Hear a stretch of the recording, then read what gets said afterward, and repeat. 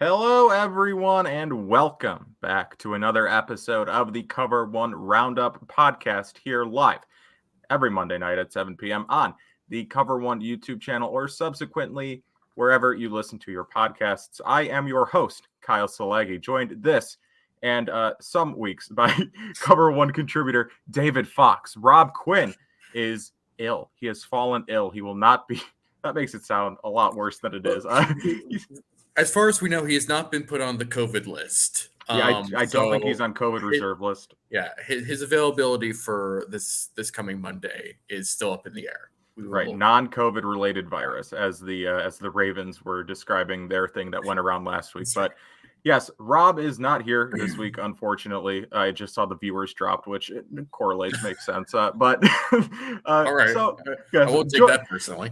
Joining me this week is David Fox. David, thank you for joining me. How are you? I'm doing fantastic. It is nice and cool here in Florida. It had to happen eventually. It's almost December, so it's a good feeling good. I would bet it's cooler here in Buffalo, though. I'm not. I can't confirm. Nobody said it wasn't. It's just nice here. It's not like bitter and disturbing in Buffalo. I went to college in Illinois. I know what bitter and cold feels like. Yes, I had to. I went to. Rob got patriotitis. Oof. Ooh. You don't want that. Jason Taylor writes. Rob got patriotitis. He's scared of the Pats. Oh no. Hey, I didn't say it. I didn't say that Rob is afraid of the Patriots and thinks the Bills are going to lose. I mean, I didn't say that. So, yes, we'll move on. So the Buffalo Bills beat the New Orleans Saints last week on Thanksgiving. Happy Thanksgiving to everyone watching. It's like numerous days past by this point. But if no one wished you a happy Thanksgiving, happy Thanksgiving. Yeah. Bills wished you a happy Thanksgiving by defeating the New Orleans Saints 31-6. So we will talk about our takeaways from that game, and also we will look forward on the rest of the 2021 season. Yeah, I think they have 6 games left, so we just have we have some questions. Some more serious than others, but we have some questions regarding the rest of the Bills season, and we will do our best to answer said questions. So before we get into our takeaways from this Week 12 win over the New Orleans Saints, Cover One and the Cover One Roundup are brought to you or presented by Underdog Fantasy. What is Underdog Fantasy? That is a good question. It is a new fantasy. It's a relatively new fantasy app / website that Cover One has partnered with for this season. On this Underdog Fantasy app or website, you could play daily fantasy. You can do player props. Is your season-long fantasy team not doing well? I wouldn't know anything about that because my fantasy teams are both elite, right? They're not both hovering around 500. I'm certainly going to make the playoffs in each league, but assuming you're not as talented of a fantasy football player as I am, you can check out Underdog Fantasy. Again, a lot of good stuff going on over there. Use promo code COVER1 to get a free $10 with a $25 deposit or more. So again, that is promo code COVER1. Thank you, Underdog Fantasy, for sponsoring Cover One. So now moving on, we're going to get into everyone's favorite segment. It's the Roundup. It's the segment where we discuss the latest news, rumors, and other things going on with the Buffalo Bills in a quick and roundup fashion. So the Buffalo Bills today, I don't know if you heard this, David, they signed a player named Tim Harris for no reason. I don't know why they would have a need to sign a cornerback, but they signed Tim Harris to the practice squad. And they cut a guy from the practice squad who just has a name that like you would find in any Buffalo suburb, just like some I don't know the nationality of the last name, but it looked Polish. I may be wrong, but yes, just a very Buffalo name, but he's no longer with the Buffalo Bills. Again, replaced on the practice squad by Tim Harris. What do you know about Tim Harris, David? I know that he was on the Bills in August for less than a week. He has made 2 career NFL tackles. That's it. So shout out to Tim Harris. You got those 2 tackles, I believe, on the 2 snaps he's actually played in the NFL. He's 2 for 2. 100% success rate tackling. That is pretty fantastic. Right, and it's a sustainable number too. Very, very sustainable. We talk about statistics and projecting analytics. 100% tackle rate is just one of those that can hit every week. So good for him. Now, of course, the reason why he was signed brings me terrible pain and misery. You do this. I don't think you have to worry about it. As I wrote on the board here, Tim Harris White. Tim Harris might be better than Tre'Davious White. People are talking. Is Tim Harris better than Shaq? We don't know. We discovered off air that Tre'Davious White, his nickname, according to Pro Football Reference, is Shaq. Now this is a guy that David and I have followed. We've followed the Bills at least since 2017, right? Trey White's rookie year. Never have heard him referred to as Shaq, but not once. According to PFR, Shaq White is a huge loss for the Bills defense. But yes, Tre'Davious White, the lockdown cornerback who has started every game. Every game he's been healthy. He has started since arriving in Buffalo in 2017, has been very good in most of those games. Unfortunately, tore his ACL against the Saints on a near non-contact injury, at least not direct contact to the leg. But again, that's typically how they go. Gets up, walks off under his own power, but was very emotional. Obviously, it turns out tore his ACL out for the rest of the year. In his home state, he tears his ACL. His first time playing in the state of Louisiana since college, probably, and he tears the ACL. He had 37 tackles, 6 pass deflections, 1 pick this season. Again,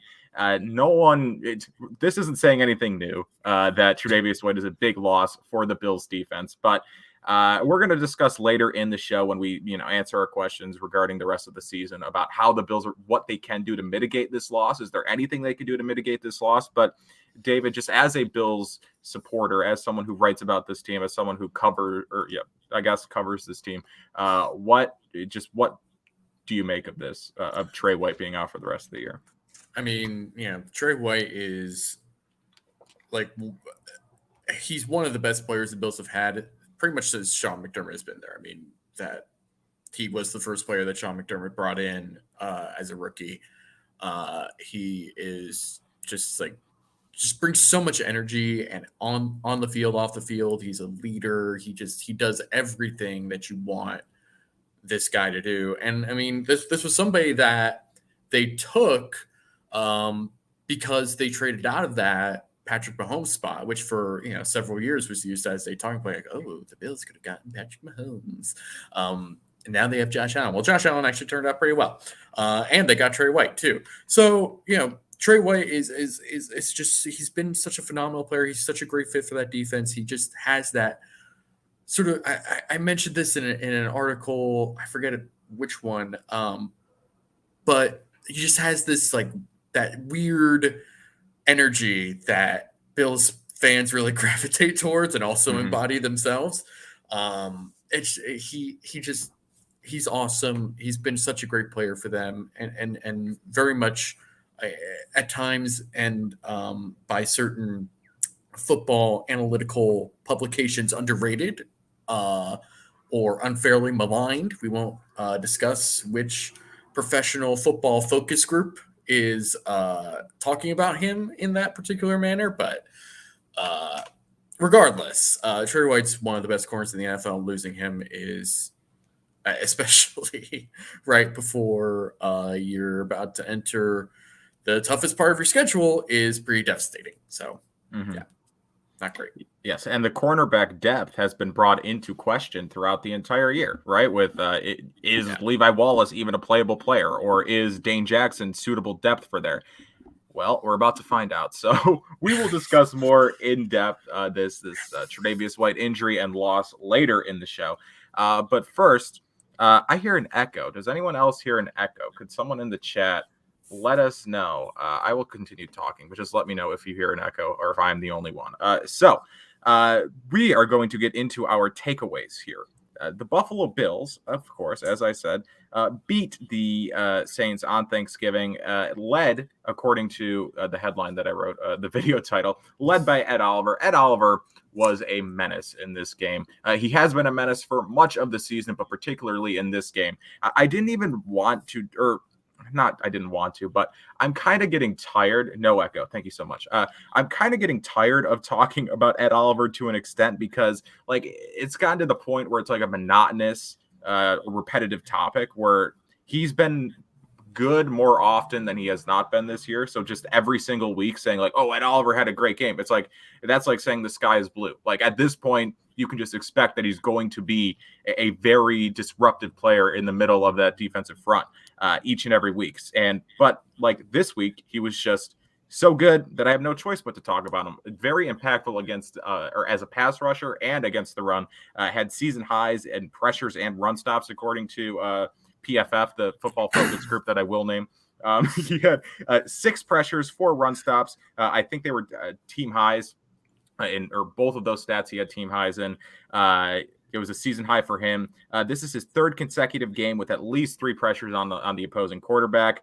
He has at least 2 pressures in 6 of his last 7 games. He's again, and this is just adding on to what has been a great season for Ed Oliver. I think I said on a past podcast that like he hasn't. Some people might say he's a bust, right? Some people might say, oh, he hasn't turned into the player that was advertised. He's not that Aaron Donald level player. Yeah, there are like no other Aaron Donald level players in the NFL, but Ed Oliver is developing into an upper tier defensive tackle, right? Just disruptive in all phases of the game.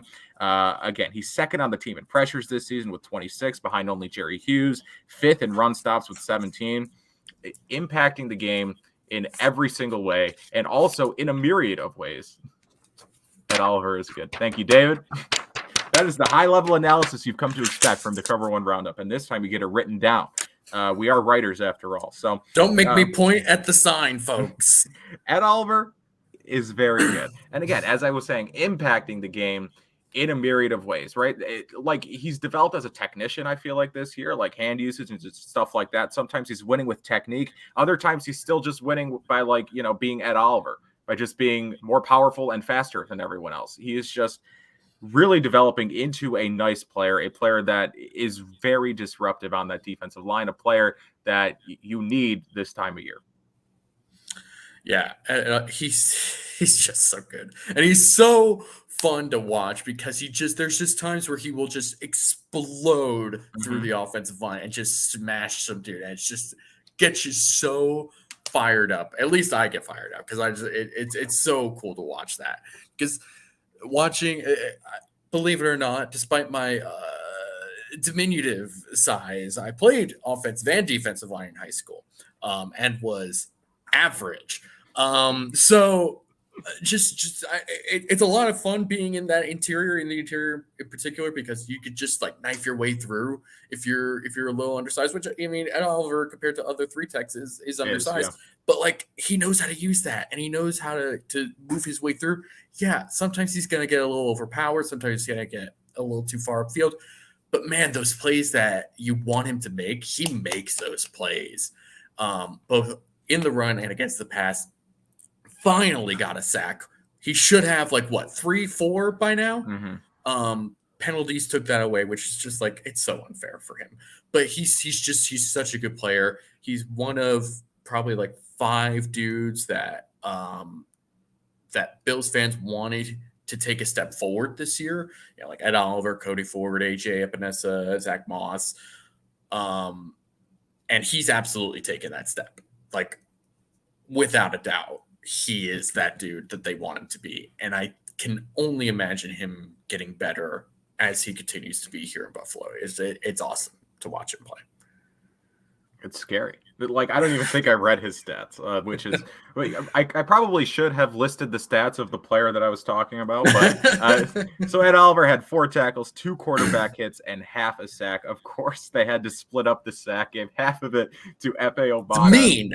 It's just mean. It's only fitting though, right? Of course, after all this, I'm not going to swear. I don't want to put the explicit tag on this podcast, but after all the stuff he's been through this year, right, with him having sack after sack after sack taken off the board, off the stat sheet, he finally gets one, and then they still take half of it away, right? There's nothing on the field to take the whole thing away, so they'll take away half just because they can.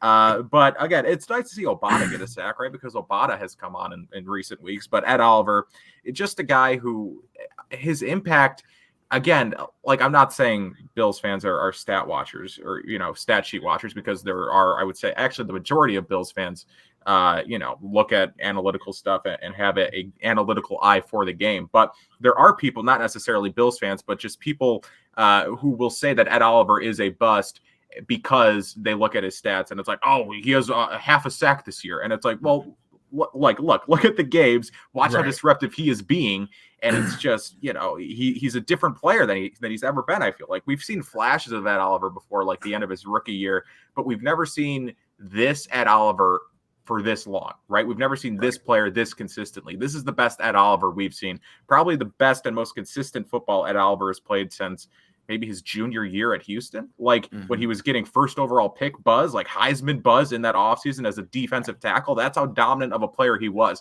And he's finally getting back to that form. Not saying he was bad before, but just saying how dominant he was. He's now getting back to that, which is scary. So again, I wrote an article about this for Cover One last week. Humble brag, not humble brag, not humble brag. It was a great article. Thank you so much. But just a plug there. Go read it if you'd like to. But again, the impact has been there all year. It just hasn't translated into numbers. I said last week that it was inevitable, or maybe 2 weeks ago that it was inevitable that the sacks would come, the numbers would come for Ed Oliver. And this week, again, 4 tackles, half a sack. I'm sure the sacks will continue to come. He's playing too well to not, have those numbers start pouring in. Yeah, I mean, we kind of jokingly talked about, Tim Harris, 100% tackle rate for his 2 snaps.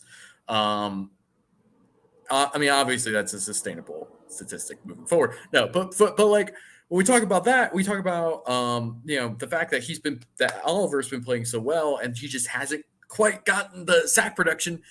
That's also not really sustainable. Like it's really, really an anomaly if you just are a good pass rusher and just don't get sacks. The only player I can think of that is like Brandon Graham, who is like one of the most underrated pass rushers of the past decade and just consistently gets so much pressure, just never got sacks for the Eagles. But he was a great player. And then still is. Unfortunately, got hurt at the beginning of the year. But yeah, I mean, Ed Oliver, it would really surprise me if we don't see an uptick of sack production at some point during the season. And probably in the postseason too. Justin writes, contract years are usually a dominant year for most players. And what's wonderful about this is that they still have the 5th-year option on Ed Oliver. Right. So they don't even have to give him a monster contract. But Brandon Beane, obviously isn't happy. He obviously wants Ed Oliver to get sacks, right? But he can kind of play coy, right? In the negotiating room, be like, oh, he only had half a sack, right? That doesn't really scream, however many millions of dollars a year. That's, obviously Brandon Beane probably knows that Oliver is worth more than anybody. But yes, Ed Oliver has been great for most of this season, probably will continue to be great, and I'm here for it. So David, going to you now, what is your first takeaway from this win over the Saints? So Devin Singletary looked kind of good. There was the drive where he got a couple carries, and on one of those carries against the Saints, he looked like he was going to be stopped, and then he actually broke a tackle, and I was like, oh, I haven't seen that in a long time. Running back breaking a tackle for this team. And then after that, it looked like he was just running better with more energy, more decisiveness, and then he was breaking more tackles. I was like, oh my God, what is happening here? So I think that game in particular, it's unfortunate that Zach Moss got deactivated. It's understandable because he just was not contributing the way that they need him to. But Singletary, I mean, we've seen him play well before. His rookie year, he was a good player. Right, good. Or a dominant player, but he was a good player. And then just last year, he was just very hot and cold, wasn't very consistent. And this year, it looked like he was starting to take that step forward. Then everything just got bogged down with a lot of offensive line shuffling. He wasn't playing as well, et cetera, et cetera. But I mean, he really looked good against the Saints. It wasn't super flashy. It wasn't super stat filled. wasn't like he ran for 100 yards and a couple of touchdowns or anything like that. But he looked like the player that we have seen before, and we haven't seen that in a while from him. So I'm hoping to see more of that Devin Singletary moving forward, especially against the Patriots. Especially against the Patriots. Though Trevon Diggs does kind of own J.C. Jackson. So, I mean, maybe he just, maybe people are saying you need to force the ball to Diggs. Maybe this is the game you do it. People are saying that. you just test it, right? You take that for all it's worth, right? One of the better cornerbacks in the league. You just keep throwing at him. All right. So, I'll just kind of factor in my second takeaway here into that, and then we can just have a discussion on the running back situation in general. My second takeaway is Matt Breida. I wrote down here Buffalo's best running back ? I don't know, but maybe there's a conversation to be had. He's at least their most unique running back, and I think he offers the most to this to this offense. Is he an every down back? No, I don't think he's ever been an every down back, right? His most success has come when he's in a rotation, like the 3-man rotation in San Francisco a couple years ago. But Matt Breida in this game had 11 total touches, 55 yards, and a touchdown. The touchdown came off of a screen pass. And then just in the last 3 games, right? They haven't started getting him involved until these last 3 weeks. But in the last 3 games, he has a total of 23 touches for 172 yards and 3 touchdowns. That's 7.5 yards per touch. That is very good. That is it's at least something that the Bills can work with. And they're getting something out of Matt Breida that they haven't gotten out of Zach Moss for this year and haven't gotten out of Devin Singletary for most of this year. And that's production out of the backfield and excitement and big play ability out of the backfield. He's not a walking highlight, but he can be. He has more upside, more big play ability than Zach Moss does, than Devin Singletary does, just given his speed. And that's what he brings to this offense is speed. They have it in bunches. They don't have a shortage of speed really, but Matt Breida might be, I think he probably is the fastest player on the Bills. And again, it's not saying you need to play him because he is fast, but when your other running backs are lacking in speed, and Matt Breida has proven that speed is what's helping this team have some semblance of a running game. I mean, that is, I think it's Matt Breida and Devin Singletary moving forward. As someone wrote in chat, they are the best. I want to find it here just so I can credit. Yes, Scott writes, Breida and Singletary is our best running back combination. Absolutely. And I think they should be the 1A and 1B moving forward. And I like how they've divvied up the snaps. I typically don't like it when it's Singletary and Moss. When it's kind of just okay, you go in this drive and then we'll switch it out for next drive. It's not even roll with the hot hand. It's literally, whose turn is it? It's not really, at least I don't feel like it's gameplay based. It's literally every other. But in this game against the Saints, I feel like that helped more, even though it was the same strategy for the most part. It was Breida for one drive, Singletary for a couple, then Breida at the end. But that kept the Saints on their toes a little bit. Whereas with Singletary and Moss, it was the game plan was kind of the same, right? It was just you didn't really have to take in any big play. You didn't fear a big play when Singletary or Moss were on the field. But when Breida's on there, it opens it up a little bit, makes them a little more on their toes, makes them a little bit scared because, if Breida gets the ball in the backfield, he has decent vision. He can make a cut and get past your line and he's gone, or he's a threat in the receiving game as well. So I don't love the Bills running back room in general, but I think this, at least Breida and Singletary right now, is their best combination of running backs. Yeah, I'd agree with that. Also, can we talk about the Bills ran a successful screen against the Saints? They did. I feel like that doesn't happen, and I feel like people I remember that being a thing. The Bills just can't run a good screen, and then we all just sort of accepted it because the offense was playing so well anyway. And then on Thursday they ran a successful screen. I was like, oh my god, they ran a successful screen. And on Twitter nobody was saying that. I was like, did we just accept that they can't run a screen? But they just did it here. No, Matt Breida is definitely. I think the thing that I like with Breida is just you can tell the experience that he's had that Singletary and Moss do not have with his decisiveness and his knowledge. Okay, This is where the play's going. This is the hole. If it's not there, we're going here. It's just like immediate. There's no like hesitation. There's no, wondering. There's no thinking. It's just like he's done this before. He knows what he's looking at and he can go for it. It's not going to be perfect every time. He's not that type of player. But when he does get there, he can get 4 or 5 yards, get 4 yards. Because that keeps your offense moving. That keeps your offense on schedule. And it forces defenses to be like, okay, they're getting something out of the run game. So we can't just sit in like cover 2 the entire time. We can't just sit like that for the entire game. That opens things up. More downfield for when you want to force feed Trevon Diggs if you want. But yeah, it's really important for the Bills to really get Breida going and Singletary going, get that connection, and figure out what the right balance is between the two as well. Yeah, I think I hate to say it because I like Zach Moss. I like his entrepreneurial spirit. I like the Zemo brand, right? I would wear some Zemo merchandise off his new apparel brand for sure. But just the run game has struggled to get much of anything going for the majority of the year when it's Singletary and when it's Moss. But like I said earlier this season on this podcast, right? Like they showed signs of developing into something at the beginning, which is why I was kind of praising them at the beginning of the year, because I kind of liked where the team was going, or at least, the offense was humming at that time and the run game wasn't awful. But then we got to a couple of weeks where they just couldn't get anything going, right? Blame the offensive line, blame whoever you want, but they just couldn't get anything going on the ground.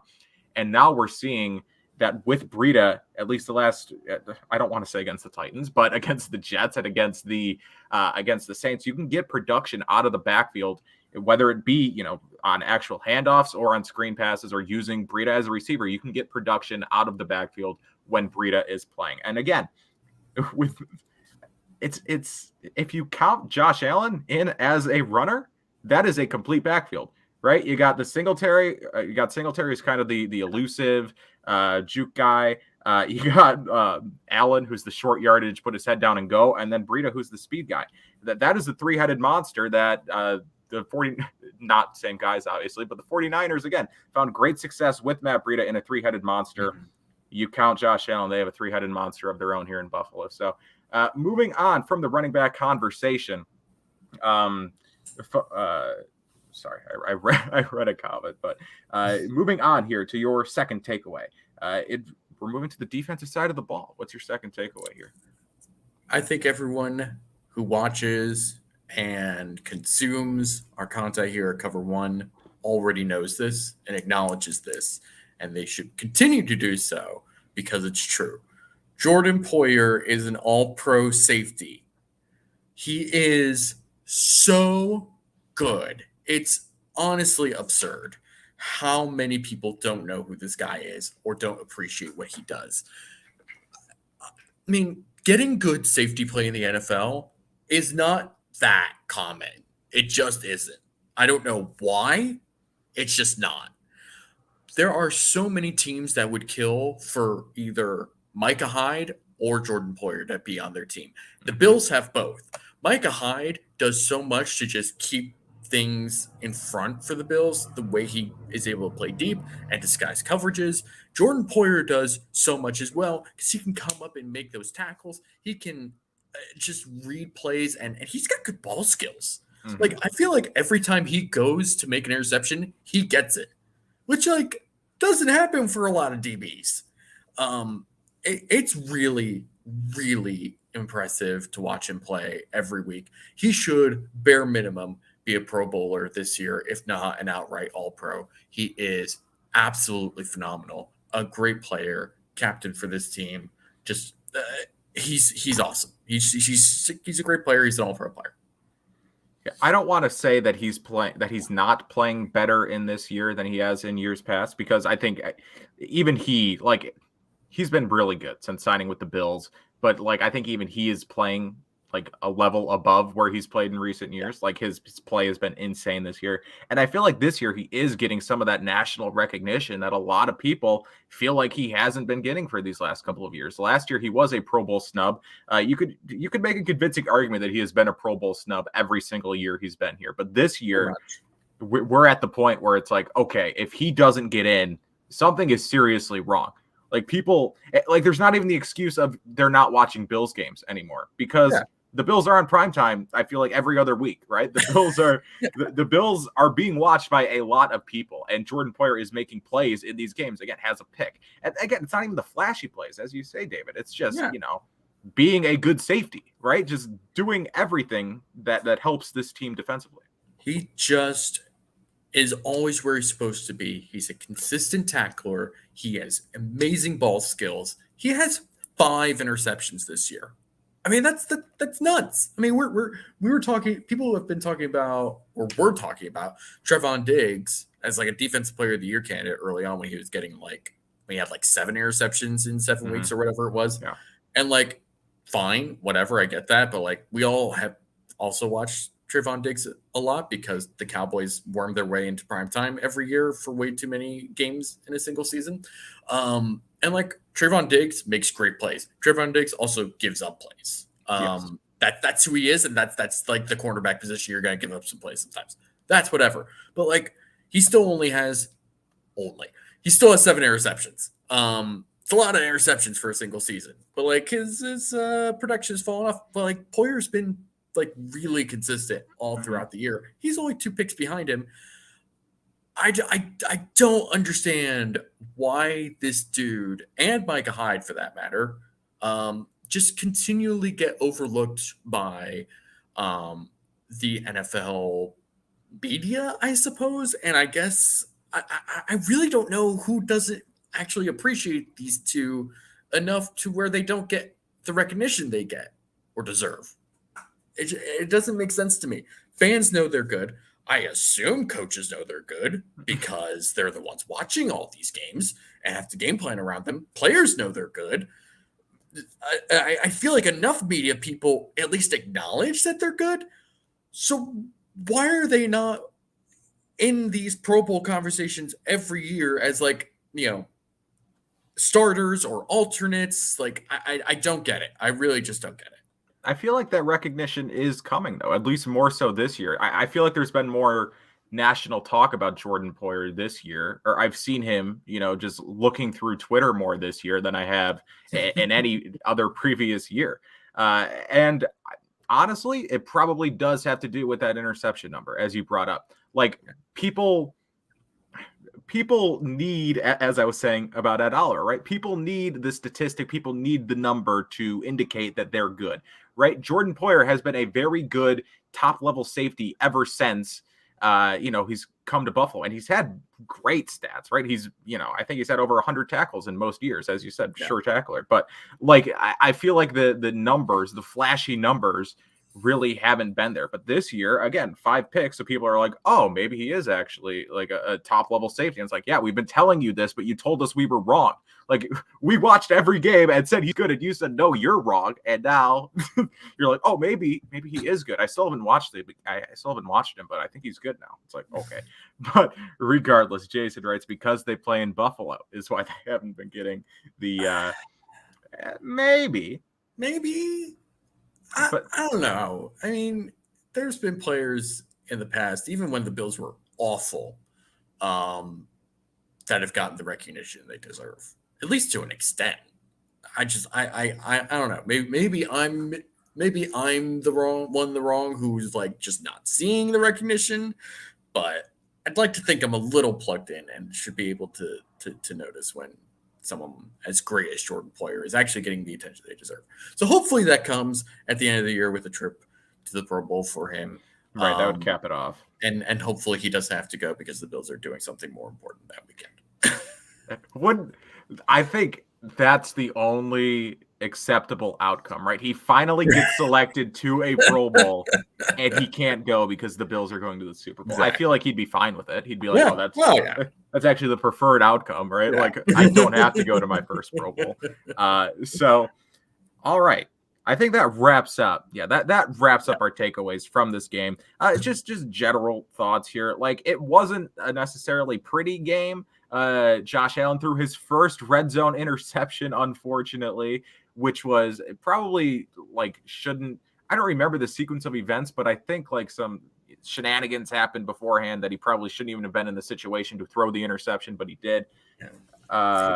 He got his arm hit as he threw the ball. Probably held on to the ball too long for him to actually get his arm hit. So, like a lot of things in football, it's a team game. It comes down to more than just one player more often than not. And I was actually kind of surprised that was Josh Allen's first red zone interception. Doesn't do it. Doesn't give the ball away ever. Never. Not once. I don't think he ever has given the ball away, actually. No, I mean, like that. I remember him coming out of Wyoming, and I mean, whether or not you liked him, obviously a very polarizing player. Everyone said he took care of the ball.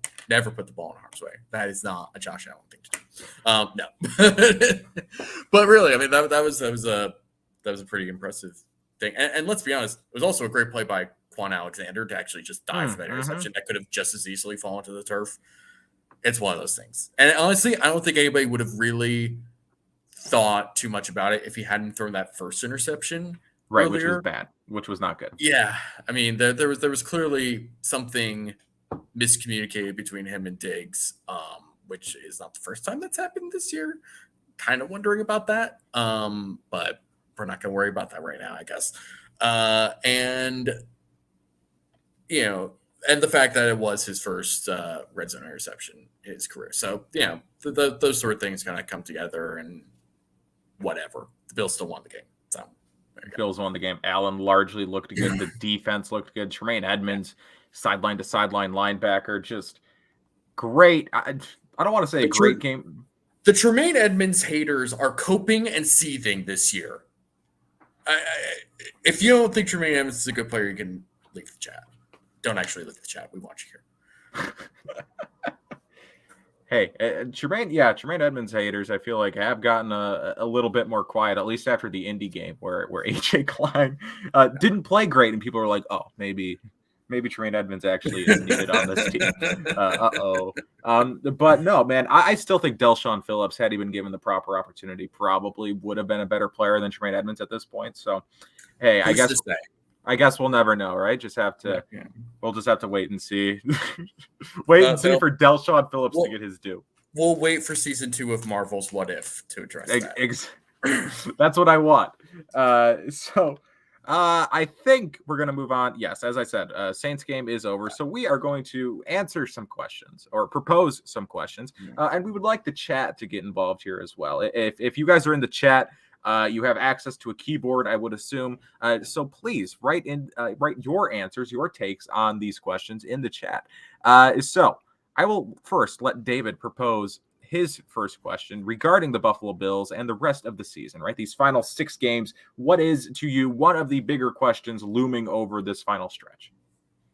What's the deal with Dion Dawkins? For those. That was an okay impression. It was okay. Not my greatest. That was me trying to impersonate Seinfeld. No. So one of the questions that I do see a lot is hold on. I gotta. So that's my brother in the chat. Hey, shout out David's brother. He knows nothing about football, and I'm sure he will be more than happy to point that out with whatever questions he asks. So he's going to have the best answers. That's how it happens, though, right? It's the fantasy football player who doesn't set his lineup and wins every week, right? He'll just back into the right answer. All right. So with Dawkins, though, I mean, like it's something that has been talked about a lot during this season. Is like Dion Dawkins doesn't look quite the same that he has in previous years. That's true. Also, it is not time to move on from Dion Dawkins. Like, the sky is not falling with Dion Dawkins. I understand if you're a little concerned, if you're a little frustrated about the level of play. We all saw that particular play where he's literally grabbing the Saints defender's jersey as he olayed him on the way to Josh Allen. I get it. Not ideal. I wrote about this in my recap article after the game. Dion Dawkins talked about having COVID, and that's sort of what people are saying in the chat right now. Yeah, we got yeah. I mean, Hospitalized with COVID, not even yeah, just like had to stay at home for a couple of weeks, like in the hospital. yeah. I mean, he was pretty open about talking about like he really thought he was right on the edge of dying.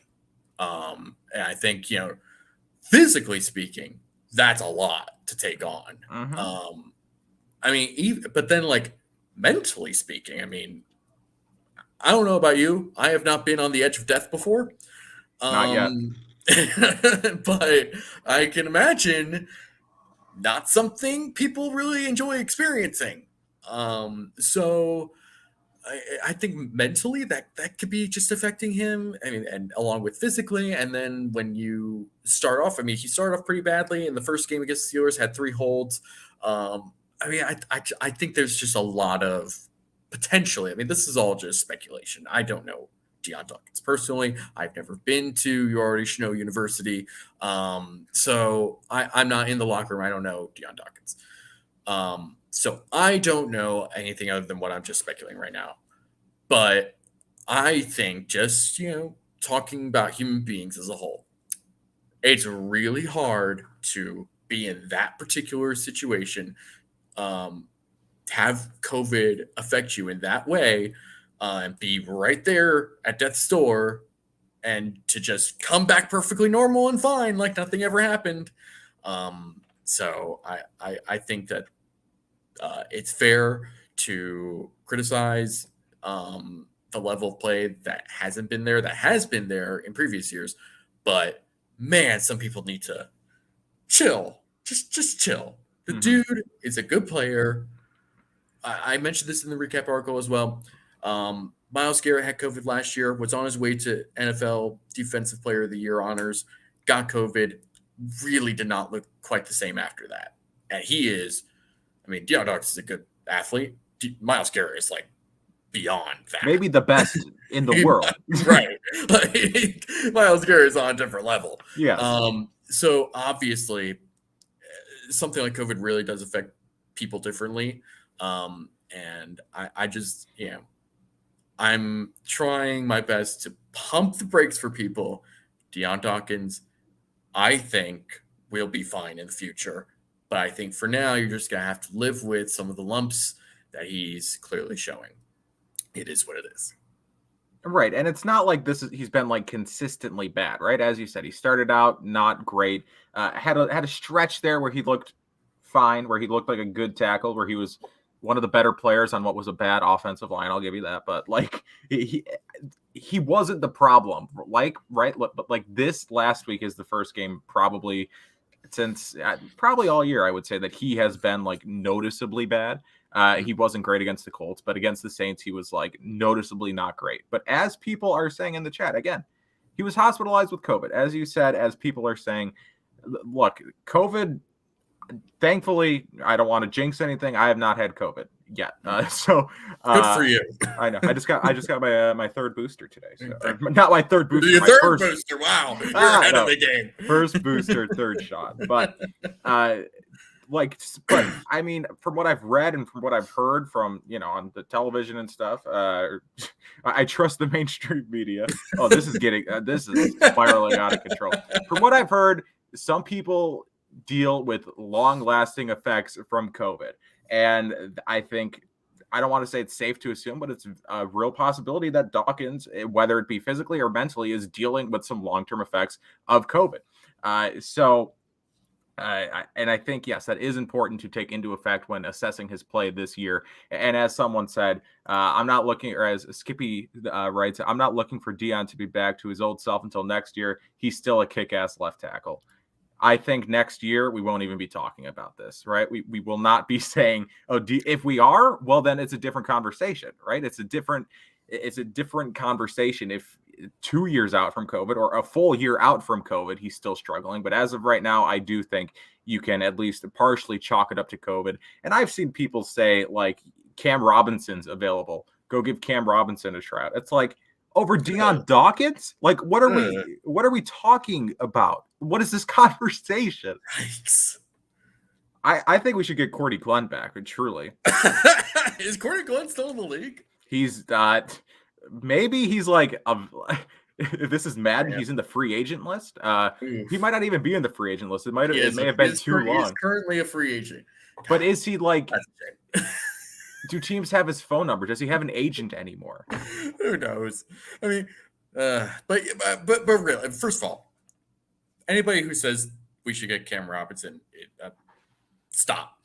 But really, like, it just, I understand the frustration because I feel frustrated too with that, but I don't think he just suddenly forgot how to play left tackle overnight. So you just take your lumps with what you got right now. And I mean, he's certainly not the only issue on the offensive line. I wish he wasn't an issue on the offensive line because he hasn't been for a few years. But let's just not overreact to things right now. So leave the Cam Robinson talk in the dumpster where it belongs. Oh, I just got a notification. Bill signed Cam Robinson. Wow, that's crazy. That's a joke. But if it happens, we had it first. Okay. So we are going. I'm going to now move on. This is, again, people, this is what they tune in for this talking point. Marquez Stevenson played in his first NFL game last Thursday. Again, in his home state of Louisiana. Bills have a lot of Louisiana-born players on their team. Yeah. I'm coming to realize. Ed Oliver is a Louisiana-born player, though he's a big Houston guy. He's a Texas boy, but Louisiana roots. Louisiana-born. I remember his conference call after he was drafted. He did a conference call with the Bills media as draft picks, at least used to. I don't know if they still do. But Tre'Davious White, after the Bills drafted Ed Oliver, tweeted something like, the best players are from Shreveport. And Nate Mendelson, who now writes for Bills Wire, but at the time was working with me for the Bills website, tweeted, or he asked Ed Oliver, he was like, Trey White tweeted something about you being from Shreveport. Like, are you, I cannot find that you're from Shreveport. Are you from Shreveport? And he was like, yeah, I was born there, but don't tell anyone. And so I don't know if that ever got out until right now that Ed Oliver was born in Shreveport. He wants people to think he says he was born in Houston. So, but there's that. So Marquez Stevenson, also born in Shreveport. He returned kicks. Or I don't even think he returned a kick. He returned punts for the Bills in this game. 5 returns, 49 yards, and a fumble. Of course, playing in place of Isaiah McKenzie, who was benched for this game, which would have been a bigger talking point had the offense or just had the team in general not clicked. But Isaiah McKenzie being benched, ultimately not that big of a talking point, given that Marquez Stevenson sans a fumble that he quickly recovered. He wasn't flashy, but also wasn't bad, right? Didn't make those fielding mistakes that we've come to expect. I say, had he lost the fumble, I would have been pounding the table and saying McKenzie's going to be back because, I mean, he fumbled the ball, but he wasn't bad, I don't think. So what this brings me to this question, right? Marquez Stevenson just activated off IR, now on the active roster. What is his role for the rest of the season? Is he going to be inactive, or is it going to be like a based on the week type thing with Isaiah McKenzie and Marquez Stevenson? One or the other is going to be active. Is he the or the returner moving forward, or are we going to see Stevenson have a fun offensive role, which I think everyone could, envision what his role would be in this offense hypothetically, end arounds, jet sweeps, and McKenzie type role is something that I could see Stevenson doing. I just don't know if this is the year we see it. So, David, what are you expecting Stevenson's role to be moving forward? Pretty much what we saw in that Saints game. I mean, not fun. Well, I mean, I actually thought like his speed is very apparent. I think that if he gets like just a block or two, he might have the potential to like really break a big play. Not saying it will happen, but he has that potential. I would kind of want to see him on offense, kind of the same way that they used McKenzie in the past. because again, he has that sort of speed and can just that alone could be a huge factor in how offenses defend him. I'd love to see something like that against the Patriots, but we'll see. His role moving forward, I mean, Isaiah McKenzie got put on IR, so he's going to be there for at least another couple weeks because that's the league rule with IR players. Outside of that, truly, who knows? I think if Stevenson ends up being fine and can field a couple of good punts, is fine on kickoffs, and doesn't fumble, I think he could be just that punt and kick returner moving forward. And I think that's fine. I mean, McKenzie was brought back on a 1-year deal anyway. They don't have any future commitments to him. I know he's a favorite of that coaching staff, and in particular, Brian Daboll. He's like the only receiver from that god-awful 2018 team that's still on the team. But, at a certain point, like, you gotta do what you're supposed to be doing, and McKenzie was not doing that. And Stevenson, I mean, outside of the fumble, was fine. So we'll see. It's hard to project off one game, especially on a short week. Mm-hmm. So I'd like to see more of Stevenson, especially on offense. It doesn't need to be like him involved on like 15 snaps. He doesn't need to get the ball thrown to him like a billion times or anything. But just like, use him as a decoy, use him on like a screen, some manufactured touches. But yeah, they got someone with speed, and that's something that this team actually doesn't really have a ton of. Just like across the board, they don't have like a ton of speed. So I'd like to see that. Maybe a little Breida, a little Stevenson. See what we can do with that. See, they don't have like. If you look back to 2018, right, where they had guys who, at least at the end of the season, I don't want to look back on it either, but you had guys whose like number one thing was speed, right? They got Robert Foster because he had speed, or they promoted him. They had Isaiah McKenzie because he has speed. But like you look now, speed isn't the top thing of any guy that they have, but like they don't have any slow receivers either. Right. Like they have Diggs, who, great route runner, also pretty fast. You have Beasley, very, not straight line, but, faster on his feet probably than any defensive back, at least, which is what matters. Isaiah McKenzie's very fast. Emmanuel Sanders is slowing down, but he's not slow by any means. So they have speed, which kind of, I guess, goes against Stevenson, right? If you don't need Stevenson because he's fast. But right. I do think Stevenson can have a fun role, especially if McKenzie – if I had to guess what his role is, I'm going to say it's inactive. Like, I think he's just going to be a weekly inactive unless McKenzie comes in against the Patriots and fumbles on the 10-yard line, and then the Patriots pick it up and score, which, I mean, that's going to happen now that I said it. But like in that case, if McKenzie continues to cost the Bills possessions, well, then yes, Stevenson will obviously just kind of be forced into the role. So it's going to – I think Stevenson's week-to-week active status at this point, or as it was last week, his week-to-week active status is based off what Isaiah McKenzie can or cannot do. So, in hindsight, it's a bad question from Kyle. In hindsight, what is his role? Well, it's whatever Isaiah McKenzie is, depending on whether or not Isaiah McKenzie's playing. So, we'll just have to wait and see. So, David, I'll throw to you. What is your second question regarding the rest of the season? So Trey White is out. Trey White has been one of the starting cornerbacks for this team ever since Sean McDermott got there. He has missed one game due to injury in his entire time. It was last year against that weird, dumb Tuesday night Titans debacle. Did he miss a game with a concussion when Gronk forearmed him? According to our friends at PFR, he did not. The same website that calls him Shaq?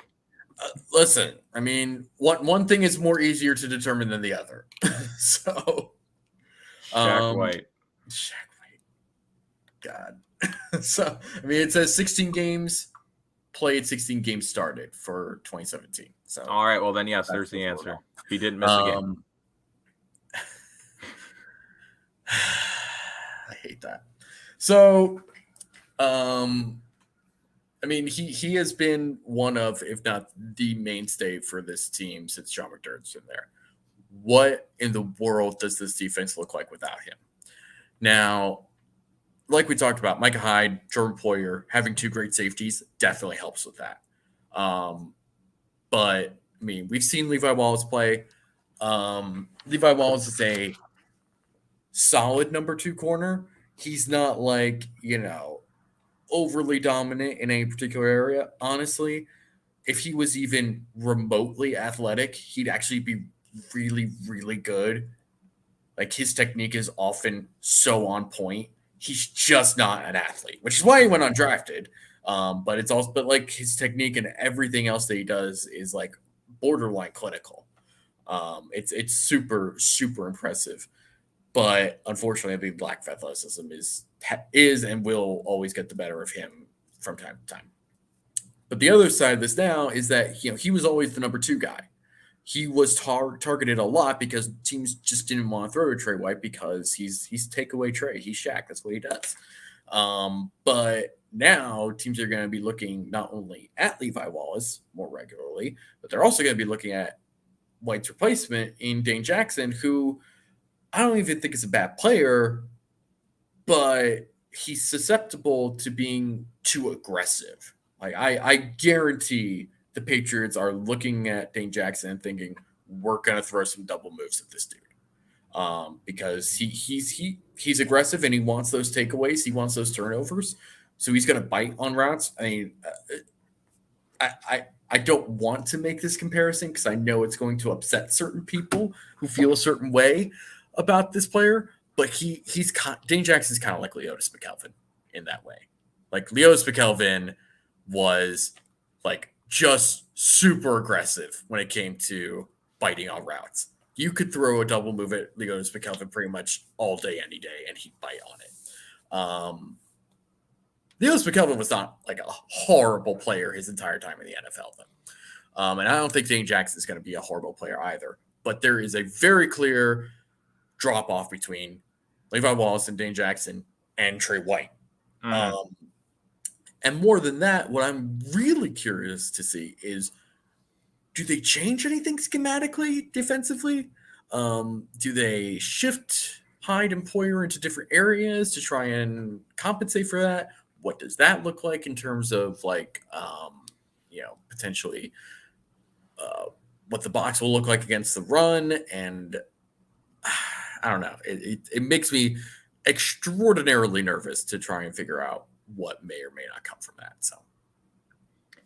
Yeah, I didn't even think about the whole, we have not seen a Sean McDermott defense in Buffalo without Tre'Davious White yet, or at least, not consistently. One, maybe, according to PFR, one game we have seen that. One game. We talk about Levi Wallace.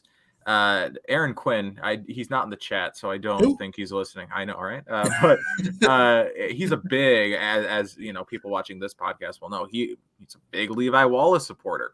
I like Levi Wallace when they have Tre'Davious White complimenting him. I am less of a fan of Levi Wallace when he is complimented by Dane Jackson. It's not like. It's borderline concerning, as you were saying. Like you look at it's concerning. It's very concerning. I don't want to be okay. Levi Wallace, I think, is not. This is a safe space, Kyle. You can say what you need to say. Thank you. I appreciate that. Levi Wallace he's an NFL cornerback. He is as you said, a good technician, but the receivers, they don't face anyone like necessarily scary the rest of the way. They don't face any scary number 1 wide receivers, but they face guys who can do well against the likes of Levi Wallace and Dane Jackson, like Kendrick Bourne. Am I scared of Trey White on Kendrick Bourne? No. Am I scared of Kendrick Bourne on Levi Wallace? A little bit. DJ Moore coming up with the Panthers. DJ Moore on Trey White. Am I scared of that? No. DJ Moore on Levi Wallace or Dane Jackson. Yeah, I don't like that matchup. I mean, I'd be more concerned about DJ Moore if they had even remotely decent quarterback play. No, don't say it. We're not going into that rabbit hole, though. We're not going I don't want Cam Newton slander. Yeah, as George writes, go Gators. Big Cam Newton fan, George is. He came just in time for the Cam Newton talk. Thank you for that, George. Thank you for the Go Gators. But yes, it's going to be interesting how they mitigate his loss, right? Because like they're not replacing him. There is no player who you can sign, even in free agency. When you have your pick of the litter, there are maybe like 4 or 5, like assuming every player is a free agent, there are maybe 4 or 5 players who you can sign to just replace Trey White. You're not signing any of them at this juncture or at this point of the season, right? You're not replacing Tre'Davious White right now. So the best you can do is work around it and mitigate the effects of his absence. I don't think Tim Harris, as much as I like Tim Harris, I don't think that signing really mitigates it all that much. To answer that, and that answers Ark Omen 1's question, who are we going to sign? We just signed Tim Harris. Did just sign, Tim Harris White. There you go. I would love a Tim Harris White t-shirt. If there's any graphic designers in the chat, I called out a couple of weeks ago. I wanted some stupid design, but I'm serious about Tim Harris White. 26 shirts, get on it. And then I'll get a design. I'll make the t-shirt, and he'll be released next Sunday before I can wear the t-shirt. But like, are there any free agent cornerbacks worth a damn right now who can even make the drop off a little less significant? Like Quentin Dunbar, I think, is really the only guy who would make some semblance of sense. There's no Richard Sherman out there anymore. There's no, like, really. Well, and even if that were the case, like, so many of the other guys in this defense, all the guys in this defense have been playing together for at least 3 years. Mm-hmm. It's a defense that relies a lot on disguising coverages and rotating your players to different parts of the field. That's a really difficult thing to do when you're a street free agent that just got signed a couple days ago. So either you simplify the defense for that player, which kind of threatens the other parts of the defense playing the way that they're supposed to be doing, or you kind of just roll with what you got. And you just hope that these two guys who have been on the team, I mean, Dane Jackson's been here since last year. Levi Wallace has been here for a few years now. I think you just got to roll with them. And I think that's what they're going to end up doing. I mean, obviously that's what they're going to end up doing because they haven't signed anyone else other than our man, Tim Harris. So, yeah, there you go. Yeah, I know.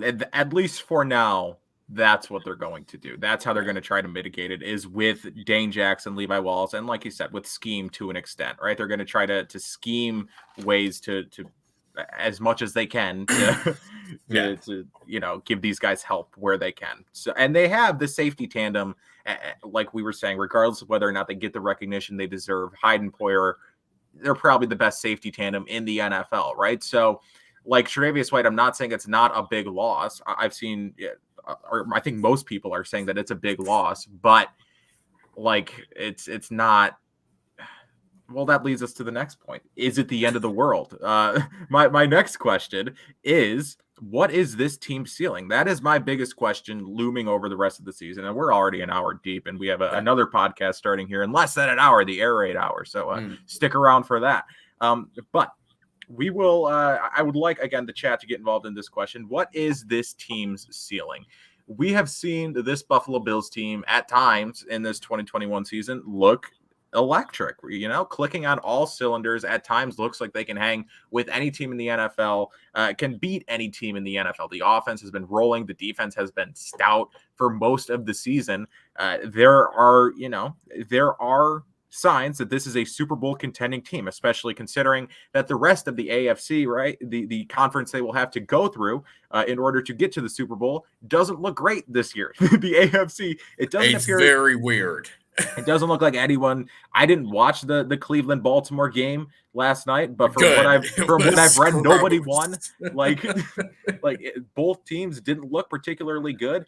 So, I mean, there is no dominant team in the AFC this year, to the point that people are saying it's the Patriots again. And it's like, the Patriots look good, I guess, but Mac Jones, whatever. We'll see. The Patriots fans are going to see that, clip that, and when the Bills lose to the Patriots, they're going to clip me saying Mac Jones, whatever, and I'm done. I'm canceled. But like moving on to that, right? There are times when this team looks very good, but there are other times when they lose 9-6 to the Jacksonville Jaguars, or let Jonathan Taylor score 5 touchdowns, or let Derrick Henry run amok. There are times when the offense is just inept and can't move the ball. There are times when Josh Allen to an extent, Josh Allen largely hasn't necessarily been his 2020 form, but he's still been a very good player, very good quarterback, one of the better quarterbacks in the league this year, I would say. But I mean, that just speaks to how insane he was last year. So, but the offensive line hasn't looked great, and the injury bug is now biting. So given all of these factors, what is this team's ceiling? Can we sit here today, David, and say, yes, they are a Super Bowl contender with Trey White out, with the injury bug, and just with what we've seen? Are they still a Super Bowl contender? Yes. Because the fact is, all you need to do is get into the playoffs. Mm-hmm. And what I think was one of the more fascinating things since the advent of advanced analytics in football is seeing how pretty much everyone agrees nothing in the playoff is predictable. There is truly nothing predictable statistically, analytically about the playoffs. So all you got to do is just get in there and weird stuff's going to happen. Maybe Case Keenum throws up a deep post or corner, rather, to Trevon Diggs and beats the Saints with 2 seconds left. Maybe David Tyree catches a football on his helmet and beats the Patriots' undefeated season. Weird stuff happens. Yeah. You don't have. It helps to be the number 1 seed and have a bye week. It helps to have home games, but like that's not an automatic win.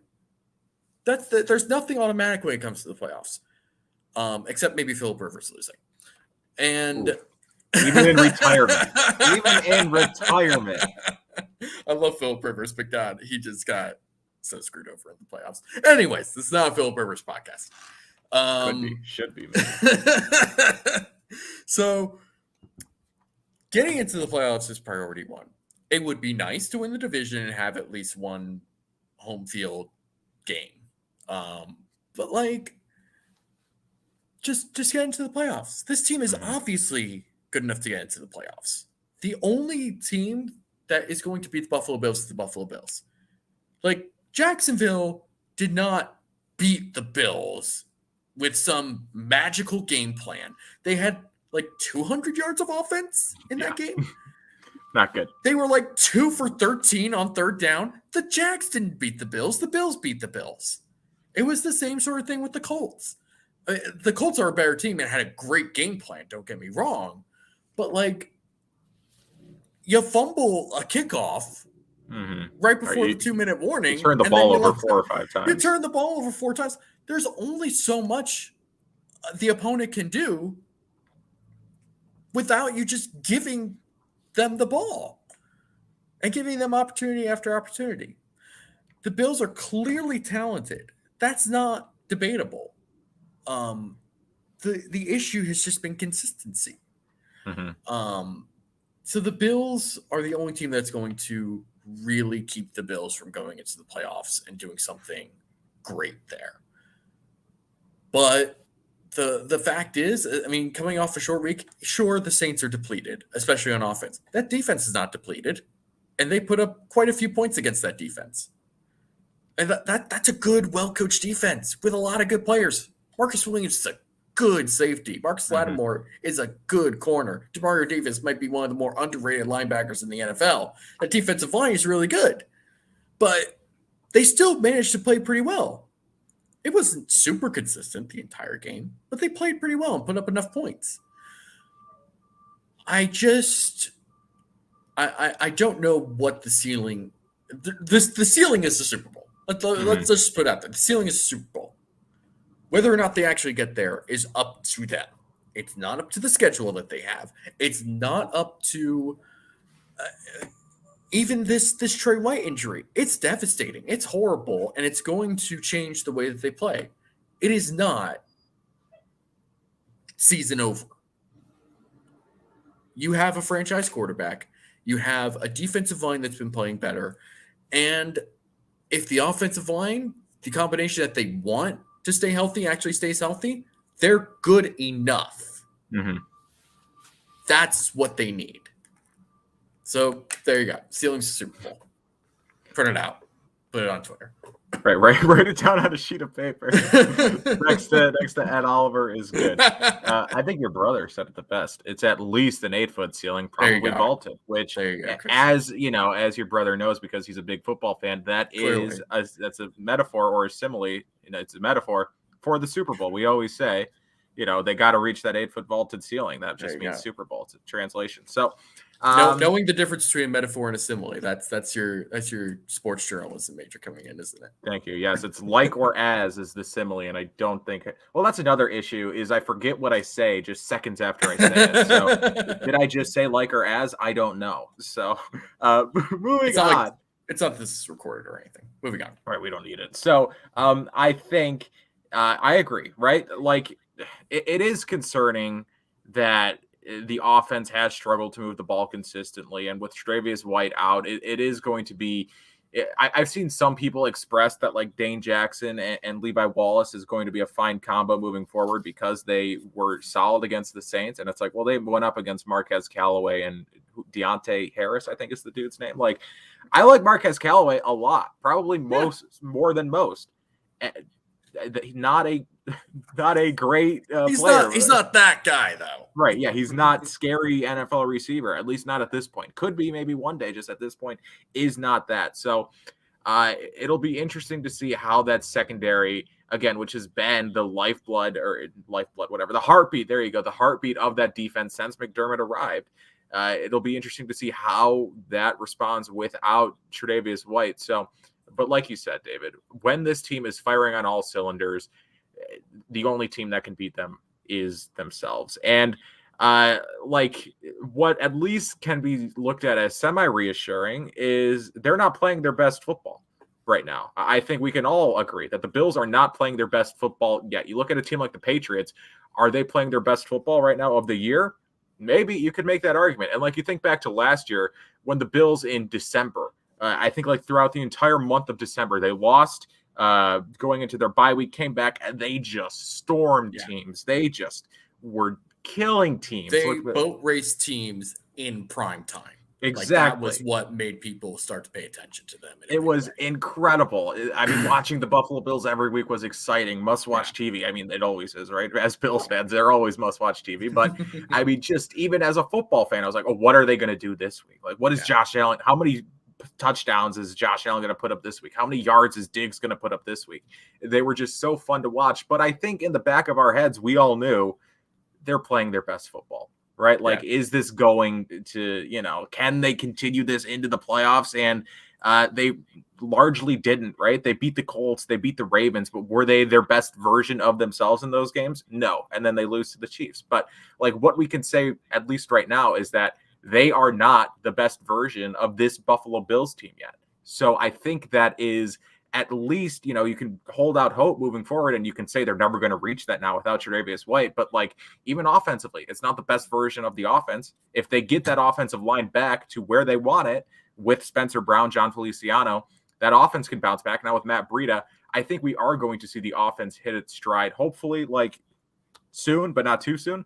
And then the defense, again, they have some time now to figure out what the plan is going to be to mitigate the effects of Tre'Davious White not being there. So I think I have seen some people say like, oh, I'm switching focus, right? Like I'm not expecting a Super Bowl run from this team anymore. I think that's a little premature to say, no, I'm not expecting a Super Bowl run. Like we can still see what happens. So moving forward, euphemism. It was a euphemism is what it was. See, he was an English major. He knows these things. Thank you. Well, I appreciate someone. I just wish I wish I could form sentences. That would be great. If there's one thing I'd love to do in life, it's form coherent sentences. I'll get to it eventually. Hasn't happened through 24 years. Maybe it will sooner rather than later. So thank you guys for watching. We were going to do a brief Pats preview. We were going to do hot takes, but we're an hour and 15 minutes deep. So we're simply not going to do those. So thank you guys for watching this episode. Make sure to like the video if you liked it. Make sure to subscribe on YouTube. There are tons of great podcasts here on the Cover One channel. One of them being the Air Raid Hour, which goes live in about 50, not 50. I'm not good at math either. 45 minutes. Yes, I just focused on sports journalism. That's all I did. So yes, Air Raid Hour goes live in 45 minutes. There have been rumblings. I don't want to confirm anything, right? But I have heard rumors that there might be a crossover next week between the Air Raid Hour and the Cover One Roundup. Maybe with Rob back, we'll see. We'll see if we get Rob off the reserve list before next week. But again, that would be the biggest crossover maybe ever, maybe in the history of recorded things. It would be easily. The people have been clamoring for it. We might give it to the people next week. So again, make sure to stick around for that. Subscribe to the channel. Subscribe on the podcast feeds, wherever you listen to your podcast. Leave a review on iTunes. That would be much obliged if you could leave a 5-star review or honestly rate it. That might even mean more, honestly, if you gave it an honest rating. One time when I used to host a podcast for Bills Wire is the website. It took me far too long to recall the name. The podcast was called the Kyle Salegi Variety Hour, and it was like it was a variety hour disguised as a Bills podcast is what it really was. I just talked about whatever the hell I wanted to talk about. Most of it was soccer. I just talked about soccer most of the time. And someone left a review that was like, this is the worst Bills podcast. They talk about soccer more than they talk about the Bills. And I was like, rude words aside, this is accurate. You've listened to the podcast, you know what it's about. I can't hate it, right? You've effectively described what it is, or accurately. There you go. I'm forming coherent sentences just after I say the incoherent ones. So, yes, leave a review on iTunes. Make sure to check out Underdog Fantasy. Again, use promo code Cover1. Make sure to follow Cover1 on social media at Cover1 on Twitter or on Instagram, TikTok, Facebook, wherever you get your social media. I'm sure Cover1 is there in some form or fashion. Make sure to follow David on Twitter at Oh, yeah, I'm supposed to say that. At DFAUXY or DFoxy, if you want to think of it that way.